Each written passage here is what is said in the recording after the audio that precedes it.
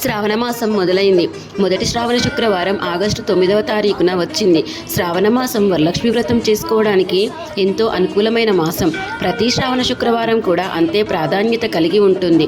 అయితే ఈరోజు వీడియోలో శ్రావణ మాసం మొదటి శుక్రవారం పూజ ఎలా చేయాలి, అమ్మవారికి ఏ రకమైన నైవేద్యం పెట్టాలి, అమ్మవారిని ఎలా అలంకరించుకోవాలి అనే దాని గురించి తెలుసుకుందాం. శ్రావణ శుక్రవారం నాడు మహాలక్ష్మి అమ్మవారిని పూజించడం ద్వారా దీర్ఘ సుమంగళి ప్రాప్తం చేకూరుతుంది. శ్రావణ మాసంలో ప్రతి శుక్రవారం నాడు ఎంతో నిష్ఠతో మహాలక్ష్మిని పూజిస్తే సిరి సంపదలు కలుగుతాయి. మనకి ఉన్న ఆర్థిక సమస్యలు తొలగిపోవాలంటే మహాలక్ష్మి అమ్మవారిని పూజించాలి. అందుకే శ్రావణ మాసంలో ఎన్ని శుక్రవారాలు వస్తున్నాయో అన్ని శుక్రవారాలు కూడా అమ్మవారిని నిష్ఠతో నియమంతో పూజించాలి. ఉదయాన్నే లేచి తలస్నానం చేసి ఇంటి ముందు ముగ్గుతో అలంకరించుకోవాలి. అయితే లక్ష్మి అనగానే ప్రతి ఒక్కరూ కేవలం ధనం మాత్రమే అనుకుంటారు. అయితే అమ్మవారిని పూజించడం ద్వారా ధైర్యం, విద్య, ధాన్యం, విజయం, పరపతి, గుణం, సంతానం ఇలాంటివన్నీ కూడా మనకు చేకూరుతాయి. ముందుగా అమ్మవారి ఫోటోను ప్రతిష్ఠించుకోవడానికి అనుకూలంగా పీఠాన్ని సిద్ధం చేసుకోవాలి. అమ్మవారి విగ్రహాన్ని శక్తి కొలది పూలు, నగలు వేసి అలంకరించుకోవాలి. పూజ చేసేవారు కూడా అమ్మవారి లాగానే బొట్టు, గాజులు, కుంకుమ, పసుపు పెట్టుకొని అలంకరించుకోవాలి. వీలైతే కొత్త బట్టలను కట్టుకోవాలి. కొత్త బట్టలు కట్టుకోవడం కుదరని సమయంలో పీరియడ్ సమయంలో వాడని దుస్తులను వేసుకోవాలి. శ్రావణ మాసం మొదటి శుక్రవారం అమ్మవారి దగ్గర నిండుగా పసుపు, కుంకుమ గిన్నెలను పెట్టాలి. తర్వాత అమ్మవారి విగ్రహం ఏదైనా ఉంటే పూజలో పెట్టుకోవాలి. కొత్త వస్తువులు ఏవి తీసుకున్నా పూజలో పెట్టాలి. గజరాజులు ఉంటే అమ్మవారి వద్ద ఉంచుకోవాలి. అమ్మవారు పాలసముద్రం నుంచి బయటకు రాగానే ఈ గజరాజులు అమ్మవారికి అభిషేకం చేస్తాయి. అందుకే లక్ష్మీదేవి పూజలో వీటిని కూడా అలంకరించుకోవాలి. ధనలక్ష్మి కొంచెం ఉంటే పెట్టుకోవాలి. అమ్మవారి విగ్రహానికి ఫోటోకి యాలకులమాల వేస్తే అప్పుల బాధలు తీరుతాయి. ఇవి 9, 11, 21 సంఖ్యలో మాలగా కుచ్చివేయాలి. అంతేకాకుండా కామాక్షి దీపం ఉంటే కామాక్షి దీపాన్ని పెట్టుకోవాలి. ఈ దీపాన్ని కూడా ప్లేటులో బియ్యం పోసి ఆ బియ్యం పైన తమలపాకును పెట్టి దానిపైన దీపాన్ని అలంకరించుకోవాలి.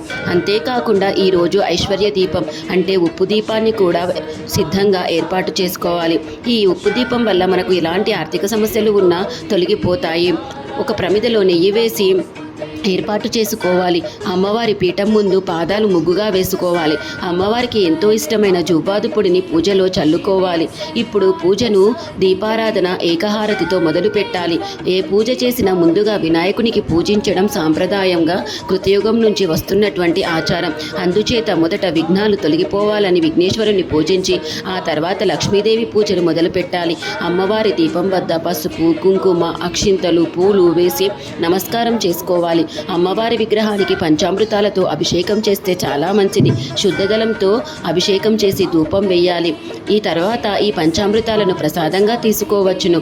అమ్మవారిని వీలైనంత అందంగా అలంకరించుకోవాలి. ఒకవేళ మీ వద్ద విగ్రహం లేనట్లయితే కాయిన్స్ని కూడా పెట్టుకోవచ్చు. ఇప్పుడు అమ్మవారి పాదాల వద్ద అక్షింతలు, పూలు, కుంకుమ వేస్తూ సహస్రనామాలను, స్వామివారి నామాలను జపించుకోవాలి. ఈ పూజను ఉదయం లేదా సాయంత్రం సమయంలో చేయాలి. ఒకవేళ పూజను సాయంత్రం కనుక చేసినట్లయితే ఉపవాసం మాత్రం ఉండాలి.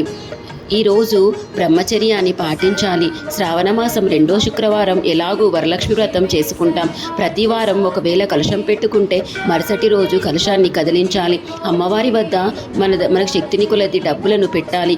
ఆ తర్వాత 9 యాలకులను కూడా అందులో వేయాలి. కొద్దిగా పచ్చకర్పూరం కూడా ఆ డబ్బాలో వేయాలి. మనకున్నటువంటి అధిక ఖర్చులు తగ్గిపోతాయి. అమ్మవారికి జాకెట్ ముక్కతో సహా తాంబూలం ఇవ్వాలి.